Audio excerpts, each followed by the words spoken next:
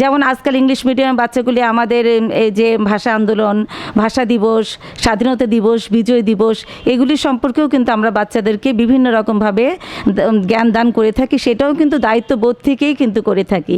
তাছাড়া আমি বাসায়ও বলবো আমি একজন গৃহিণী প্লাস আমি একজন মা, সেই মায়েরও কিন্তু অনেক দায়িত্ব থাকে, অনেক ভূমিকা থাকে। যেমন সংসার সামলাতে কিভাবে কাজ করতে হবে, তারপর কাজের মানুষ অনেক সময় দেখা যায় যে জানালা দিয়ে বাইরে ময়লাটা ফেলছে, সেই ময়লাটা যাতে বাইরে না ফেলে কোথায় ফেলতে হবে, ডাস্টবিনটা কোথায় ইউজ করতে হবে, সেই জিনিসগুলি কিন্তু আমরা বাসায় কিন্তু দিয়ে থাকি। তাছাড়া আমরা আমাদের বাচ্চাদেরকেও কিন্তু ভবিষ্যৎ প্রজন্মের জন্য তৈরি করতে পারি, তৈরি করা উচিত। আমরা বাচ্চাদেরকে সুশিক্ষায় শিক্ষিত করা উচিত। যেমন ওরা কিভাবে রাস্তাঘাটে যদি ড্রাইভ করে কিভাবে গাড়ি চালাবে, গাড়ির গতিসীমা কতটুকু থাকবে, রাস্তার আইন কানুনগুলি ওদের জানা থাকতে হবে।